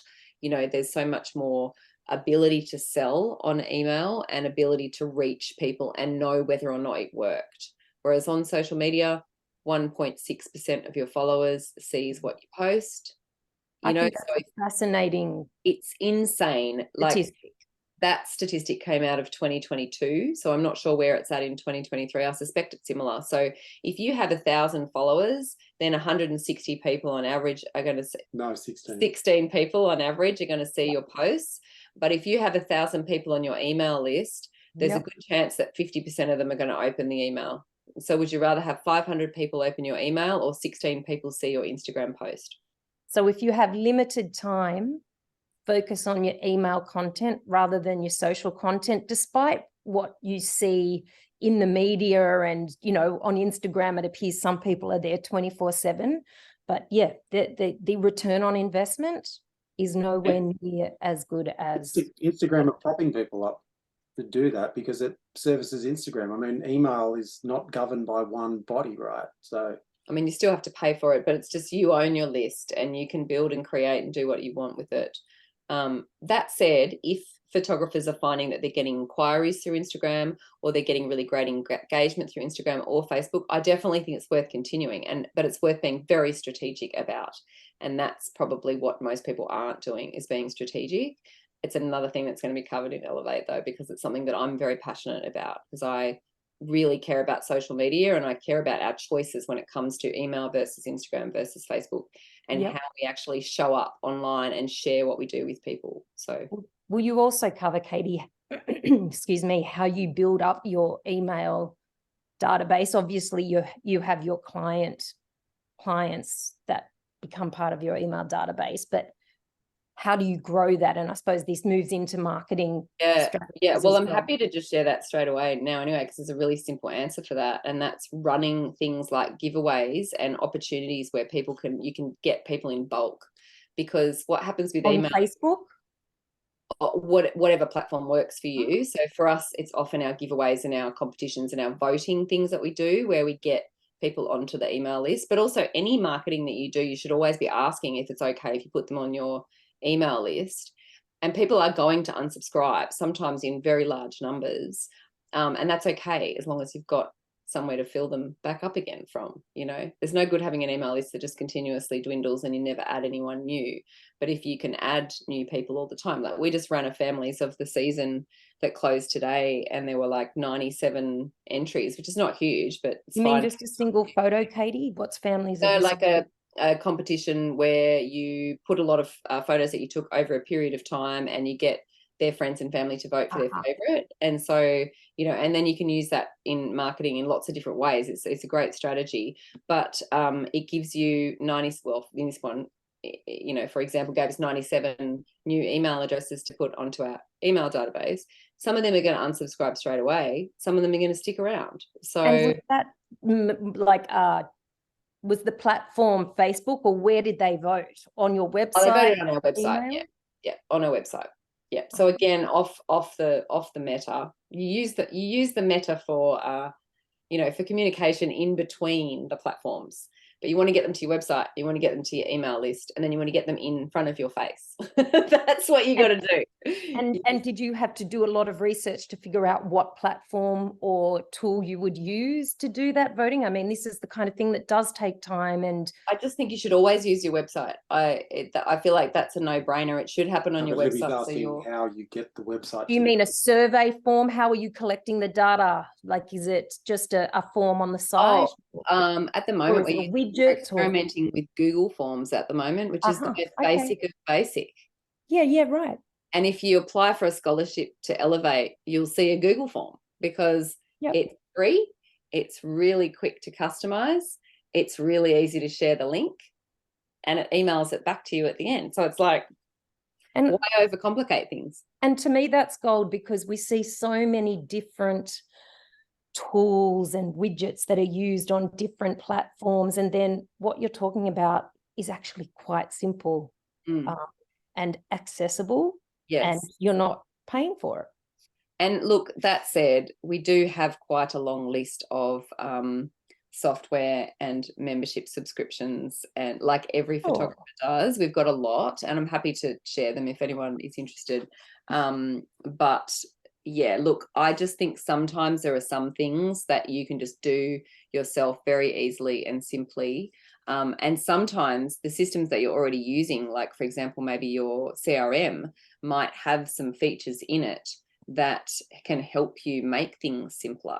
And just one little example, if anyone's listening who uses Tave, which is our CRM we've been using for quite a long time, and sometimes I want to change, but like I can't be bothered. There are more important things to think about than that. It has a cool feature where you can set up contact forms to gather information from people that generally get embedded into websites. So they're like, like a contact form on a particular page for, say, a wedding inquiry or a family photography inquiry, and they usually get embedded into your website.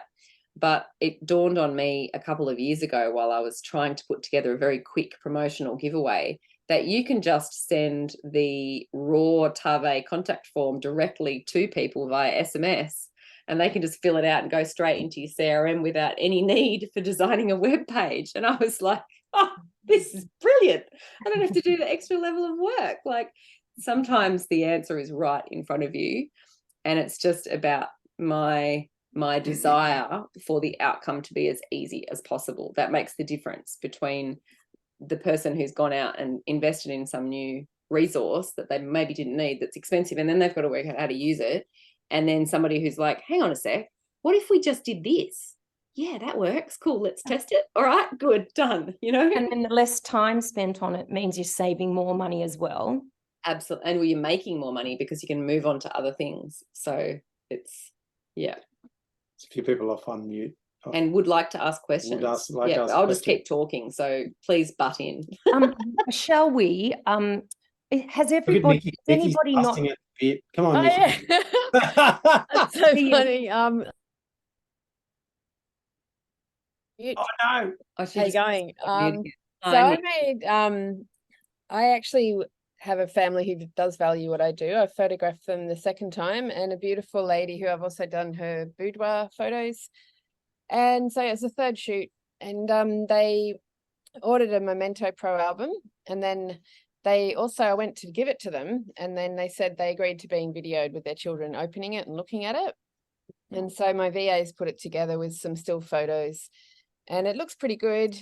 But I'm thinking, you know, at the moment on Lion Cub, I haven't got heaps of engagement, but I'm thinking maybe I should email that to put it in my email. Like, I'm just wondering how I can get Yes. So good. Yes. So Yeah. what I was going to say about stuff, like I read your question before and then I totally got distracted. I think that, you know, if you can create content like that constantly, then you've got some great stuff for social media. But if it's not possible for you to do that, then the great content needs to go into your email sequence. It needs to be like, it could be the first email that people get back when they first put in an inquiry. Like, it's the thing that comes back to them. We have one in ours, when they put in an inquiry, the first thing they get at the top of the email is a little quick video snippet, which when they click on it takes them into Vimeo for a 2-minute video about the portrait experience that we offer. Yours sounds way better than that, because it's actually the outcome, which is a lot more enticing for somebody to experience at the start of the Emotion and feeling. Well, I wanted to know, Libby, if I could ask you to be a co-collaborator, and then it could be on your website, on your Instagram as well. Oh, and I did get your email, and yes. Yeah, I think maybe you want to put your logo on there somewhere, or do you not need that? I don't know. I'm overthinking it clearly. Let me have a look at it. But no, look, I'm It's in very the happy link to be there. a You part can of see it that. in the link. But yeah, I mean, you don't have to look at it now. But yeah, it seemed like it's just so nice to have a family that agreed to being filmed looking at their album, and their kids I know pretty well from school and stuff. And the little girl, she looks kind of bored, but it's kind of funny because she's like, Maybe oh, she's yeah, whatever. absorbed. Yes. And she'd been eating as well. And I'm thinking, don't touch it. But anyway, it was good. So Good yeah, on you. I'm happy with Do that. it, Nikki. Put it in your email. Put it in your email sequence and use And it. Yeah. also, And I so would Flowdesk, suggest, you can do that. You can embed Vimeo links Or into Studio Ninja. You use Studio Ninja, right? So into Yeah. your Studio Ninja. So the very first thing the client gets when they put in an inquiry is like that response with it. If you can Okay. embed it into that, that'd be even better, because Okay, it's cool. going to the people that already are considering booking you, and it's just going to start that education process really well with them from the start. Not Yeah, to I say just think every single person's going to click on it and watch it, but those that do are going to get a great benefit from that. So, and your testimonial, do you have a testimonials page on your website? I'm speaking now from the Memento perspective, but not from portrait photography. But for us, Google reviews and Trustpilot reviews have been absolute gold. And you don't have to pay anything for them. You just have to make sure that you have it set up in your triggered emails that I've that got they about receive. 70 now, and I've even got a thing on my phone. I can text them just after they pick up the artwork. So it sends them a link as a text message to leave the review when they're in the car going, oh my God, I can't believe how good it turned out, when the other person's driving. So yeah, that's been really helpful for me. I often tell people to read my Google reviews if they're on the fence. The other one I should say for Australia, Jeff, am I correct? Product reviews. Product review is also very good for Australian, for Australians. And I regularly go and look at reviews now before I do anything or choose anything. So yeah, I was thinking of your testimonials page. And I imagine everyone has their, Facebook reviews too are helpful, but we don't get as much value from those. Yeah. Did Gayleen or Jade have questions? Maha had a question, given that we're talking about tools. Oh, yes, I just saw that. Definitely interested in a list of software systems, especially a CRM that works and helps save time, all with a focus on security of clients' data. We use Tave for our CRM, and we've used that for since I first got a CRM, which was in 2014, maybe 15. It wasn't very long ago, really, when I think about my business history. But yeah, Tave is definitely one of the most powerful CRMs for photographers. And the reason I say that is because it is amazing at statistics. So if you want to track stats, especially important for us because we have a higher volume of clients, it's really incredible. Yeah, I would say that most of the CRMs are probably quite good with security these days. I can't imagine them not being, considering the world we live in. So I'm not sure if you've got specific concerns around, any that pre-exist, but the other one that I hear a lot of people talk about very fondly or highly is Studio Ninja. Personally, I think once you pick a CRM, just stick with it, because it reminds me of other things in life. Like when I first had a baby and I went to buy a pram, and I was told that I would never find a pram with all of the features that I would ever want, because it doesn't exist. And so I think you just have to accept that there are going to be some things in the CRM that you choose that maybe aren't perfect, but there'll be other things where you're like, I'm so glad that it does that because I love it. So there are things about Tave that I just think are heaven sent, and I'm so grateful for them, like the feature I described a minute ago. There are other things where I'm like, I wish that it didn't do that, or it did do this. But that's a very good point, Nikki. Yeah, look, Tave, you can't really fault it.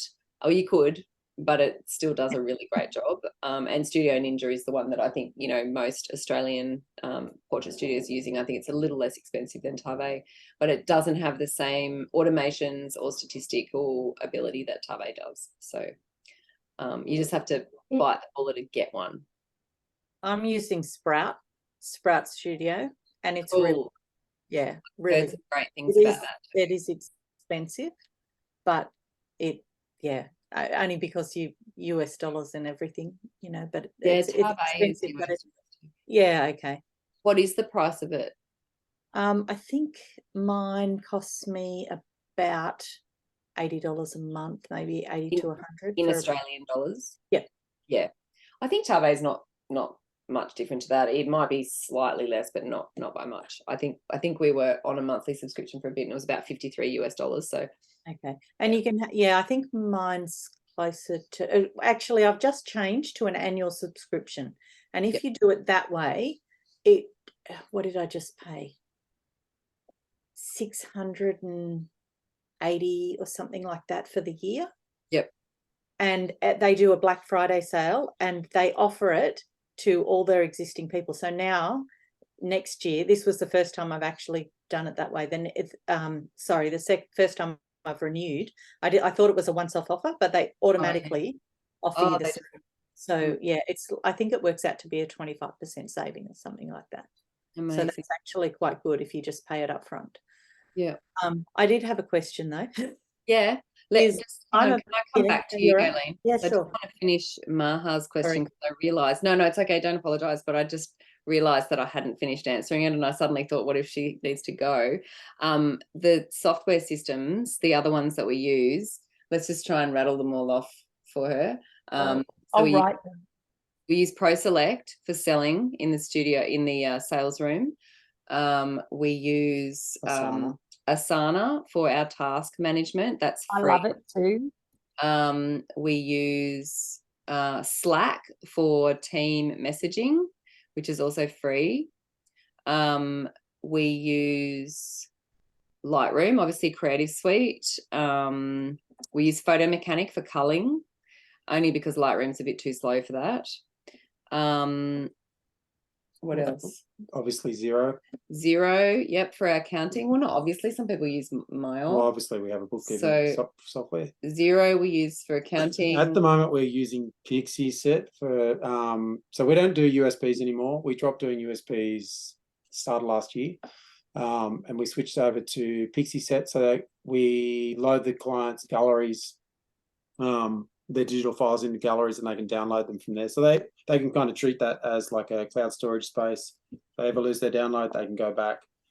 We're thinking about switching over to a different platform because the automations in PixieSet are absolutely abhorrent. They're just not very good. Let's not bag PixieSet too much, but they don't suit what we need. A lot of people love PixieSet, but maybe they're just not using it in the way that we want to use it. Yes. So we only discovered this issue when we wanted to do a mail out to. We were doing some Christmas specials this year, and we realised that their automations aren't very good, and we really wanted to do automations to save us time so that we could contact this huge amount of people with galleries. So anyway, we realised that it wasn't great. So we use PixieSet, but we're going to swap to PickTime. We also use Acuity, which is our booking system, but we don't get clients to book sessions on that. We get clients to book phone consults on that. And I also use it from all my coaching and stuff as well. So Acuity is great. There's also Calendly. I'm That sure what was that for, Katie? Acuity? Acuity for bookings. So Oh, our clients book themselves in for phone consults on that. But I also hear that Calendly is exactly the same. It's probably the same price. We use Zoom. We use what else? Do you use Smart Albums, or because you're a graphic designer by trade, you still use InDesign, right? We still use InDesign. Yep. And that's just part of Creative Suite. We use Google Drive for all of our shared documents across the team. Nikki, we don't do mini sessions, so that doesn't really apply, but I'm sure people do, and I'm sure you can. I just think there might be a better platform than Pixie Set for some of that selling. What about social media scheduling? We do it through Meta Business Suite. I don't think you need anything else. The only thing I've discovered that you can't do through Meta Business Suite is collab posts. So you can't schedule and then do a collab with another business, and that's a little bit irritating. That's the only thing I've found that just doesn't work. So Canva. we don't use Canva because I used to be a professional graphic designer, and Canva's not for me. I'm sure it's great, and I appreciate that lots of people can create graphics who couldn't before, but yeah, I will just use Photoshop and InDesign all the way, because it's impossible to change the way that you've been trained. It's just like, yeah, it's I've tried to use Canva. I did a collaboration with someone who runs a personal training business earlier this year, and we ran this challenge together, and she kept sending me her Canva stuff to like edit and stuff, and I was like, oh, has anyone else found it useful though, or any of you guys tried it? Yeah, I hear nothing but great things about it. Okay. What about presentations? What do you mean? Oh, like Keynote or Keynote. Yep, I use Keynote. I'm looking you've given us a pretty extensive list there. Yeah, I feel like that I might be forgetting one or two, but use Vimeo. Vimeo. I have a Vimeo account. Why Vimeo? I don't know. I've had it for like 15 years, so I'm not sure why I signed up for that in the first place. Like over YouTube, maybe because I don't know. I can't possibly tell you, but I've just kept the account because it's got videos on it from way back. But it is good to have a place to host videos, because sometimes if you're creating video for your business, it can take up a bit of space, and it's good to have somewhere to put it that's not directly on your website. And would you recommend YouTube, Vimeo over YouTube, to keep your content? No, I wouldn't recommend, because I don't know what the other one might have that Vimeo doesn't. But I've certainly been happy with Vimeo, and I have I've never had any issues with it. It is an annual subscription, but it's only about $60. And you can make things private and embed them in your website, even if they're private, and you can have things like, I just use it as a storage place, basically. So the other question I was going to ask is, this is an incredible list of software and things that help the machinery of your business work. Are you going to cover any of that in the Elevate workshop? We will cover basically anything that anyone wants us to cover, but we will also cover all of the nuts and bolts of how we make our business run. So we want to be able to give you examples first and show you how it works in action. But then if there are people in the group, because it will be a small enough group that we can literally pay attention to every single individual, if there are people in the group who are like, I want to know more about that, we will serve you. Like as you can tell, service is important to us. Like, we don't want people to go home and be like, I just never got a chance to ask that question. So if they're simple, easy little things and you want to see them in action, we can do it. But you'll certainly see everything that we use, because we're going to demonstrate, why we do what we do. Yeah, if the attendees come along and copy exactly what we do and how we do it, it probably just won't suit you as a person. Yeah. So I if would you say come in and you might pick like 10 or 15 or 20, hopefully more, but you know, there might be bits and pieces be like, shit, I hadn't thought of going in that direction. That's a really useful tool for me to add to the arsenal of what I do. yeah. So we don't want to give you the formula of how to sell No, a just 5,000 the guidance. package. That Yeah, doesn't just the work for me. guide. That's never worked for me. We've just developed our own style that works for us, and hopefully by explaining the way that we do it, you'll be like, right, I see how I could do that for me, and I'm seeing that it can be done outside of, you know, the 5 major coaches in Australia who tell you to do it this certain way, for example. But that's not, Yeah. anyway. Did you, sorry, Maha, were you about to say something else? I just basically, yeah, I understand that the content you'll give us is guidance. It's great guidance. However, I really do like to do things in systemized ways to save time, like you mentioned earlier. Come to the right And place. another thing that interests me is what the infrastructure looks like at the back end of your system. Like, have you had to install like a mini server, or you know what future proofing things I should be looking out for to keep, especially to keep customers or clients' information and images secure, because to me, reputation is everything. Mm-hmm. So I'd Yeah. like to do whatever I could. I know nothing is 100% fail safe, but I'd like to do everything I can to secure clients' data and information and images. I think that's really important as well. And yeah, and just, I mean, on that, like, we don't ever want to sell that the way we're doing something is the only way or the best way, but we'll definitely share everything with you, because you know, sometimes some people come in and they're just like, I just literally have no idea about this. Like, this has been a problem for me for, you know, I've coached so many photographers that have said, I actually have never got this right. Like, this has been a problem for me for years and I really want your advice.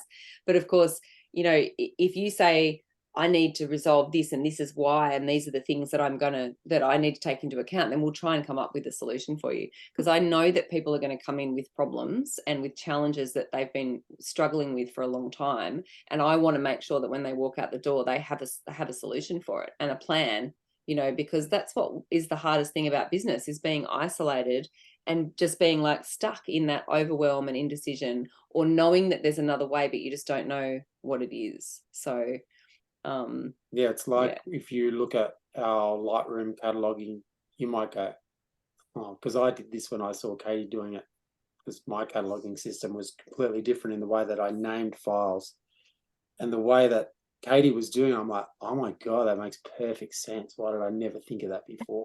It's genius. And it's probably a system that Katie didn't learn from somebody. It's just something that she's like, this no, I makes think sense. I did learn it from somebody, but I think I like learned it in the public service, and it was taught to me by a really nerdy like IT guy who like explained to me why it was a good idea. And I just went, oh my God, you totally know what you're talking about. So I'm doing it like this forever. And it works. Like, it's amazing. Like, the way that we catalog our systems is probably unlike any other photographer, but the way that we do it makes perfect sense. I'm sure Jeff would love to know what that is, because I will share that with Jeff. He's not really what I would call a nerdy IT guy, but he might have like a little bit of. That's exactly what he is. No, he's no. There's another element that he's got a maybe not. He's not like the nerdy IT guys I used to work with when I worked at Canberra Uni. Like, let me just put it that way. You haven't seen anything, Katie. Gayleen, I'd love to come back to you because I cut you off before. I nearly forgot, but I didn't. So please, no, thank you. Your other question. No, I'm just about to move states, and I just want to know if you've got any suggestions on restarting. So I'm talking next week. Yeah, wow. What's your genre? Family, newborn families. That's okay. You know, that's my thing. I have also done real estate, and I do a bit of that, but I'm not sure I really want to keep that going. I may pick up a little bit just to, if I need it. Yep. Just to keep me, I don't know. I don't even know if I want to. But I enjoy some parts of it, and it's a good way to meet people. But then I'm just like, I don't even know if I want to start that. You got to do that. You've got to do what makes you happy. Yeah. It's so important. You've got to do the things that make you Yeah. tick and set your heart on fire. That's and how we keep ourselves passionate with, have longevity. What I would suggest is that it's all going to come down to marketing, and that all of the things that you do, or have done or can do in your current location will work for you in your new location. They just might take a little bit of time to build up steam. But I would introduce yourself as, I'm new, and so therefore I'm running this giveaway, or try and get in straight away with some local business collaborations and meet them and say, I've just moved into the area and I run this photography business, and I was wondering if you have ever worked with a photographer before, and could we set up a collaboration, or some kind of I don't know if you've done that style of marketing before, but it is so effective when you get a nice channel of leads through something like that.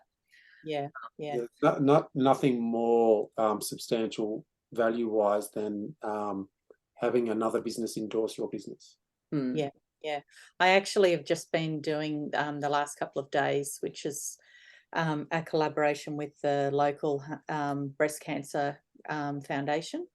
So we're doing Mrs. Claus's kitchen photos, and we've so I'm not really going to make any money out of this one at all, and it is designed that we both will profit, so in the long term. But I do think it's been a good learning curve, but I think that maybe I could find that as a way to, I don't run mini sessions. I've never done mini sessions as such, but this is done like a mini session, but it's done primarily to just get people to know you and to help that organisation more than anything, and cover some of the costs for the backdrop, the props and everything else that we've done, which I've provided.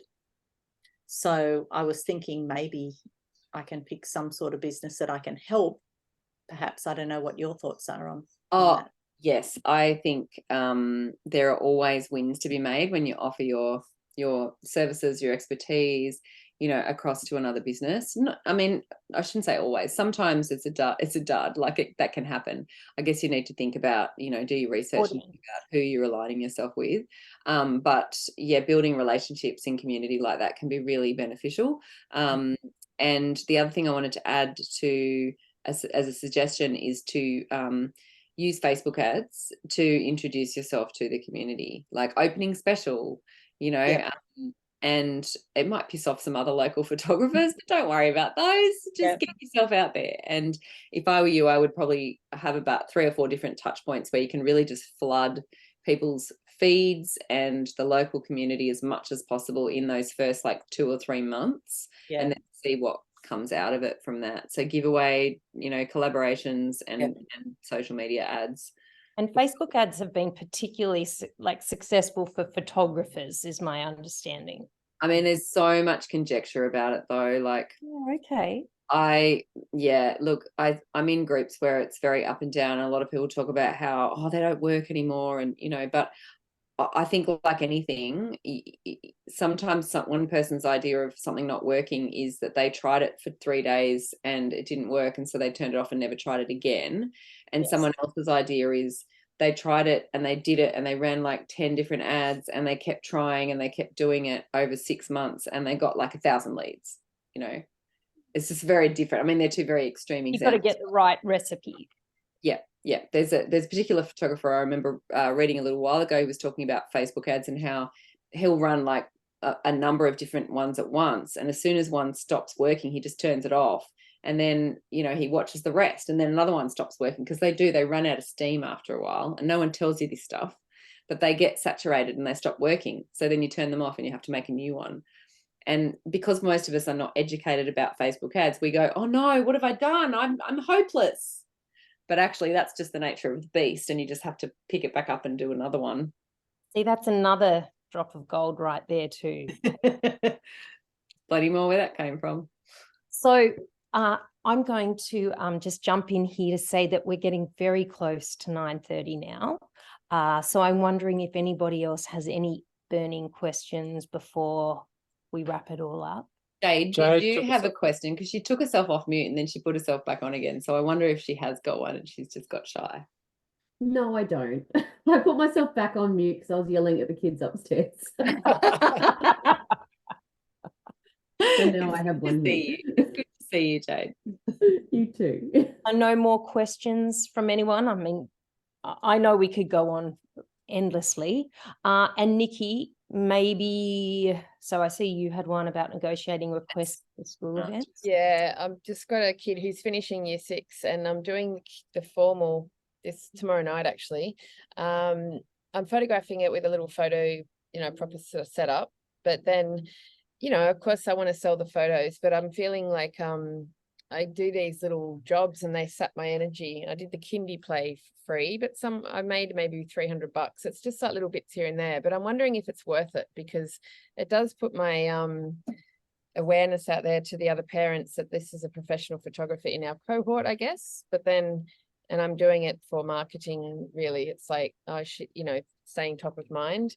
But then to sell those photos, like if I sell them for like $40 each, then they might come to me as a client. That's when it gets awkward because the price is so much more. Yeah, we did.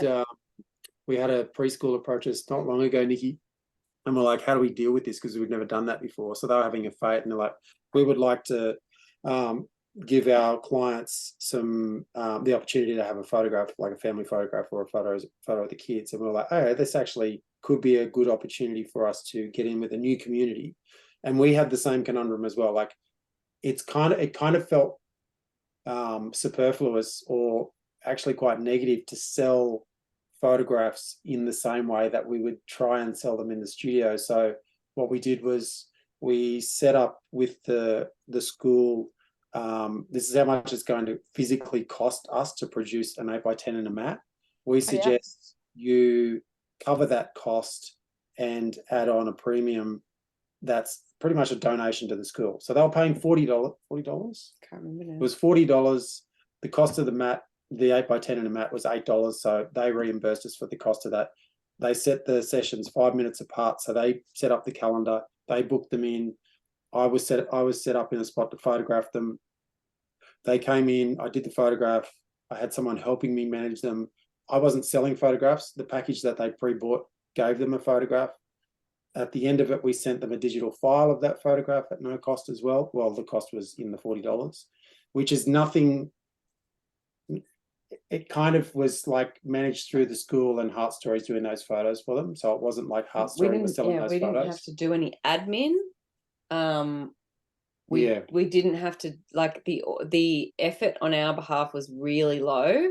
And then we've given every single family a portrait voucher, a $400 voucher, so they can come back into us and spend money the proper way. Yeah, okay. I've heard that's where I see Montessori schools, for example, because the parents often value art, like Steiner schools, Montessori. But yeah, they need you can't make assumptions because you just don't know, and and just because they might have more people who have those values doesn't mean that they are going to use it or do it. But if you give them an offer, they're more likely to. So that is one thing about portrait businesses that I know a lot of people are anti this. But the reality is that if you want to make consistent sales and consistently get leads through your business, you have to make offers, like a lot. They can be whatever you want. They don't have to be massive freebies or, huge giveaways. But the more times you say, hey, come and have a free session, knowing that your client's going to spend money with you, because that's what most of them do, the more times you can do that, the more clients you're going to get try you out and become clients for life. Because the majority of people, as we all know, say things like, oh, I just haven't gotten around to it. Yeah. When was the last time we all had photos taken? Like, actually, we do them every year, but not everybody does that, right? I've worked with a lot of photographers who've said, I haven't had family photos done for 5 years. And I'm like, well, yeah. And I'm like, well, maybe you should, because energetically, somewhere in your system, you're maybe not 100% convinced that your clients should get photos every year. Yeah. So like, and it's a printed voucher. It makes a difference, hey, when it's a physical. Yeah, and I think give people an offer, because then they'll go, you know what, I've been talking about this for years, and someone's given, and look, it's in front of me. It's a sign from the universe. I better go and do it. They're Yeah. just more likely to do it when they've got that in front of them. So if that's a good way of creating a loss leader, because you've gotten in front of their faces. They've been dazzled by your gorgeous personality, like they were dazzled by Jeremy's gorgeous personality. They And smile. all wrote these amazing emails back about how great the photos were and how much they loved the experience. So we know that when they come in for their sessions, eventually they're going to be great clients. And Okay. that's a way to then, and then the other side of your question, Nikki, was around your energy. If you can set these arrangements up with the least amount of work on your behalf, you have to be really clear, really, really clear with that business, with that school, with that organization. This is how it's going to work, and this is what I'm going to do. Do you agree?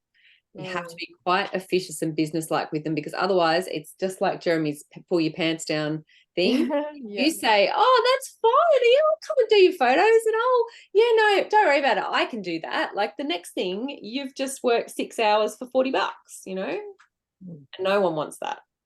Yeah, I was at that preschool for 3 hours, Nikki, and they had families backed up every 5 minutes. They didn't sell them all, but they sold enough to raise $800 for the preschool, which was amazing.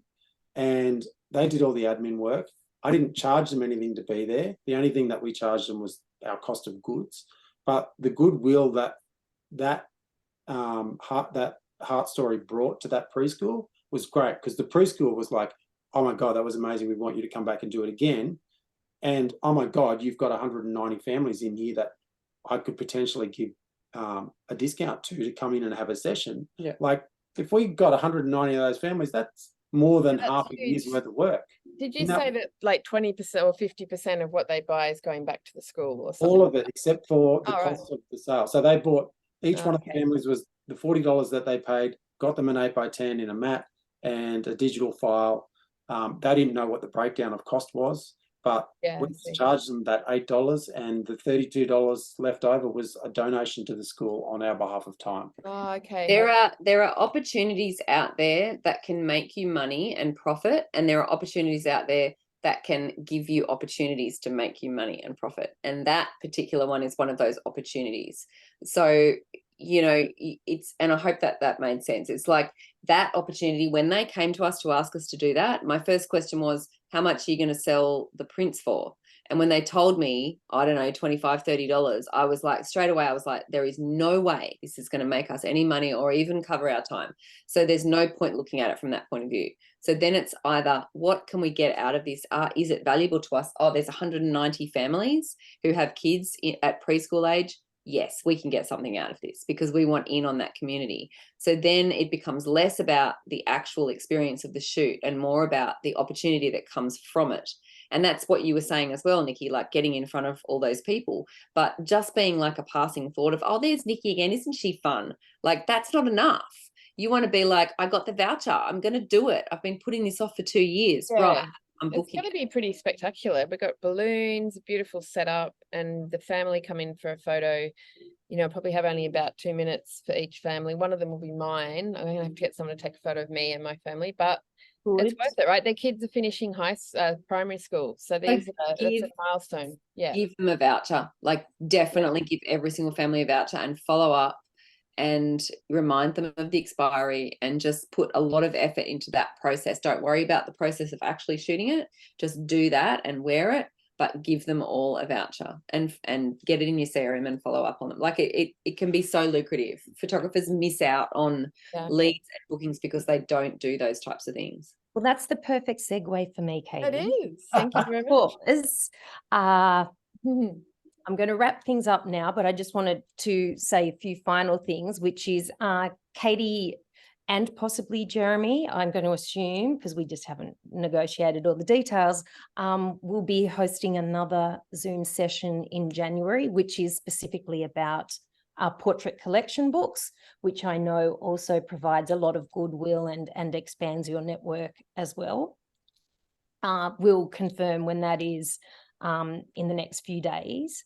And yeah, I think that's all it. So basically, huge thanks to you, Katie and Jeremy. You just proved right then, or throughout the whole session really, how generous you are with your information and advice.